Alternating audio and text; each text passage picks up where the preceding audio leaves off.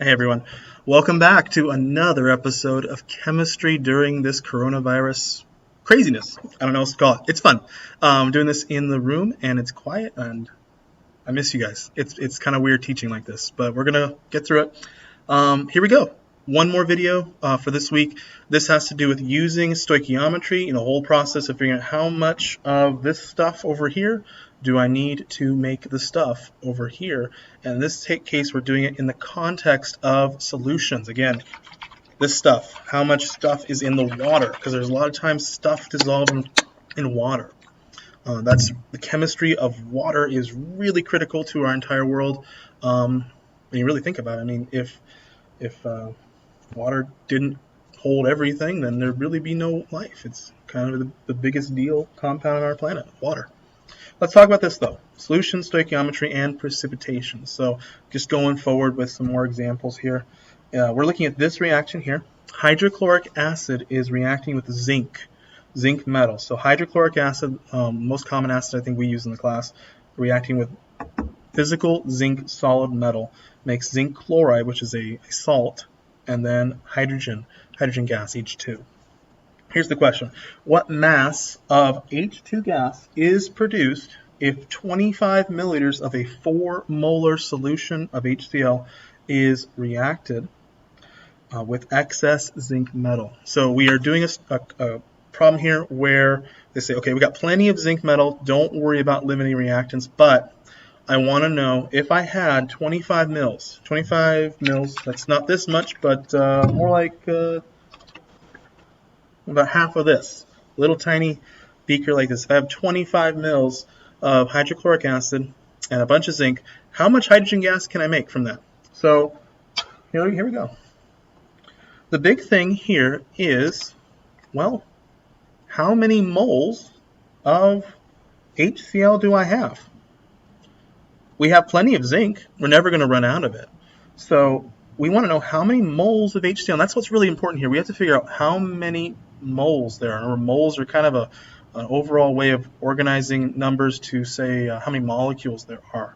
So how many molecules at the end of the day are there of HCl that are available to react with all that zinc?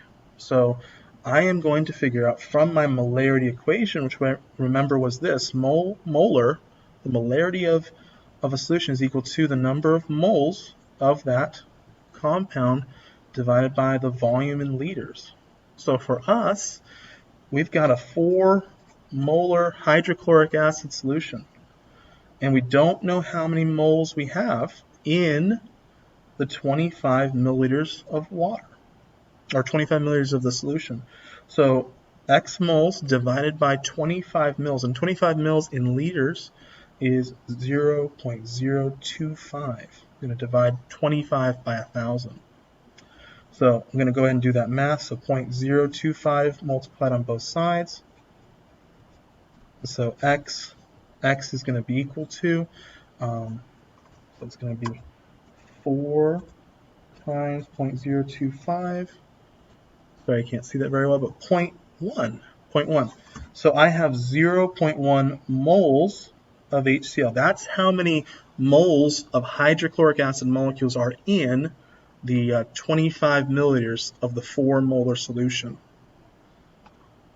And so from there, since I have plenty of zinc, I'm going to do the stoich from the HCl over to the H2 gas.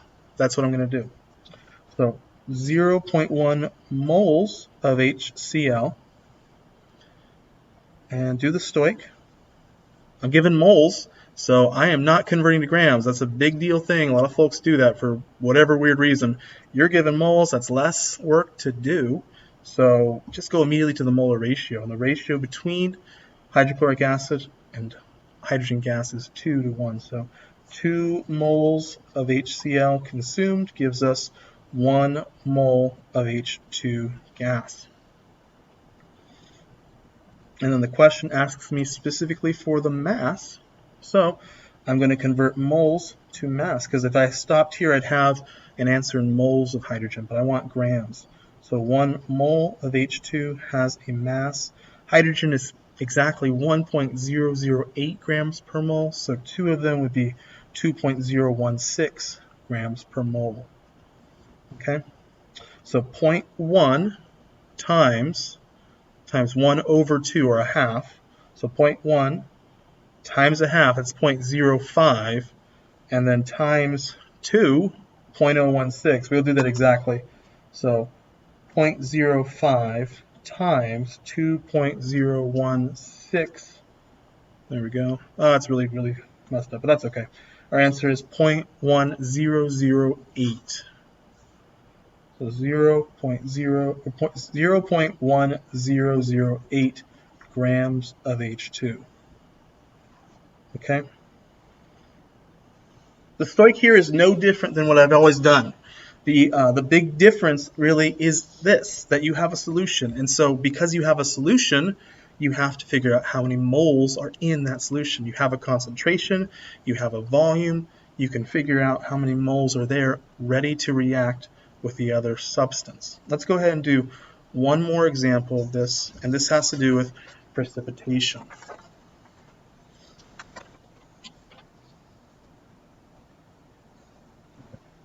Here's a question. We're looking at a reaction. We've done this reaction in class, actually. Sodium chloride, good old-fashioned salt water, reacts with silver nitrate, another solution, and it produces silver chloride and sodium nitrate. And the big deal thing here is this. We're making it precipitate. And we want to know this.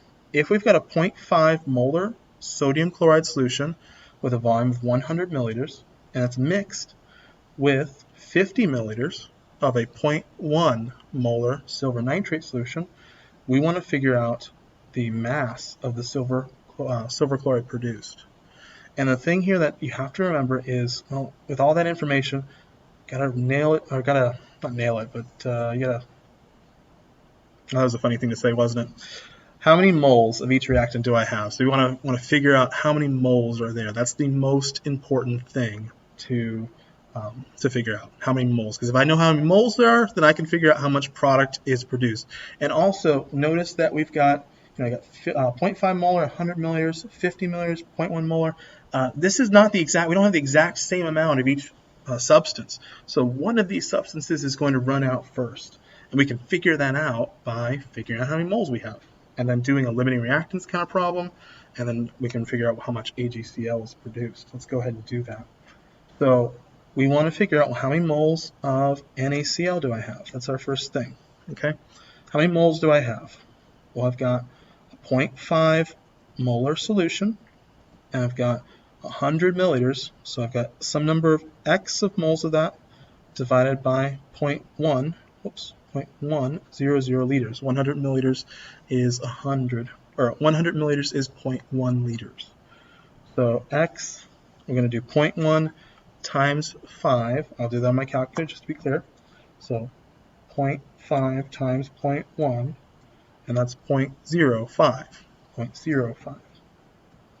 So we have 0.05 moles of NaCl. And then I'll scooch this up a little bit for the sodium, or not sodium, the AgNO3. Okay, I have a 0.1 molar solution, and I'll use Y number of moles of it divided by 50 milliliters, because that's how much I have, what volume I've got of it. So 50 milliliters, that's going to be 0.05 liters. Same thing, 0.1, in this case, 0.1 times 0.05. And it's going to be 0.005. Oops, not X. Y equals 0.005 moles of AgNO3. Okay? Now, you don't have to necessarily do limiting reactants double stoichiometry problem in this case, because, well, look, you've got 0.05 moles of sodium chloride, you've got 0.005 moles of AgNO3. You have 1/10 the number of moles of AgNO3, or one, I think I said that wrong. You have a lot less, let's just say it that way, a lot less number of moles of AgNO3 than sodium chloride. That is going to run out first, because look at the reaction equation here. It's already balanced. It's just 1-to-1. It's a 1-to-1 reaction here. It's being used up 1 mole per mole. So they're being used up at equal rates. So this is going to get run out first. The AgNO3 is going to run out first. If you want to go ahead and do the standard limiting reactants problem and go and do all the math for that, that's fine. But I can tell immediately that this is going to be our limiting reactant because I've got a lot less of it, and the reaction is a 1-to-1 reaction with each reactant. So since I can figure that out, I'm just going to do the Stoich from the AgNO3. So 0.005 moles of AgNO3. Okay, that's what I have, and I know that's going to run out first, so I can do the stoichiometry from AgNO3 over to AgCl and figure out what mass of AgCl is produced. Now, since I've got moles of AgNO3, I'm going to go ahead and convert to moles of AgCl. It's a 1-to-1 ratio still, so 1 mole of AgNO3 to 1 mole of AgCl. I still put that in because I'm changing substances. And then after that, I'm going to multiply by the molar mass of silver chloride. And the molar mass of silver chloride is 143.3. Okay, and this will give me the mass of the precipitate AgCl that's produced. Let's go ahead and do that math. So 0.5 times 1 times 143.3. So 0.005 times 1, I'm not going to put that in the calculator, times 143.3. Okay, and my answer is 0.7165.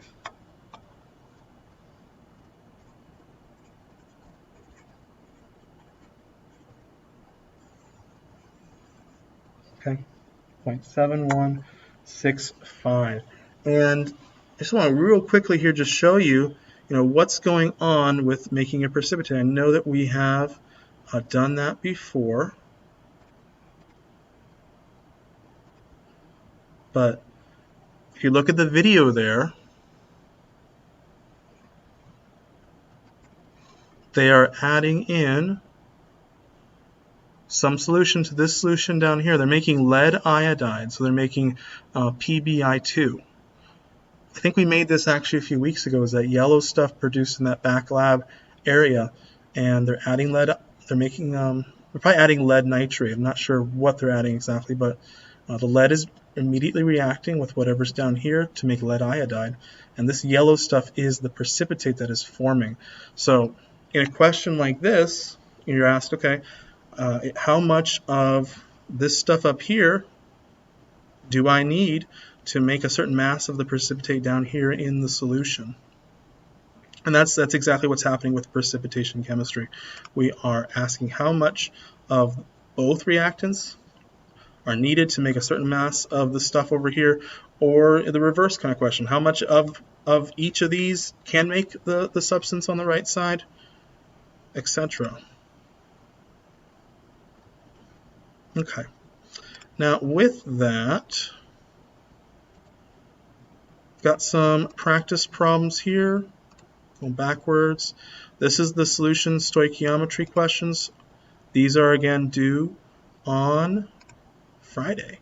They're due on Friday. Again, if there's something going on, I don't know, it's not a big deal. This is 100% flexible. Just communicate with me what's happening and I'll figure something out. It's not a huge deal. Just same thing, you are filling in the blanks with the answers to the questions. These ones might take a little bit longer because the dilutions, well, dilutions don't take super long, but this stuff right here, the solution stoichiometry with the precipitation, that can take a little while and takes a little bit more work. But these are your practice problems, so you want to get really good at that. Now, if there are any questions, let me know. Send me a Schoology message. I'm very happy to help you out. I'm going to make one more video for the week on the overall assignment for the weekend, and that's it. Have a great day.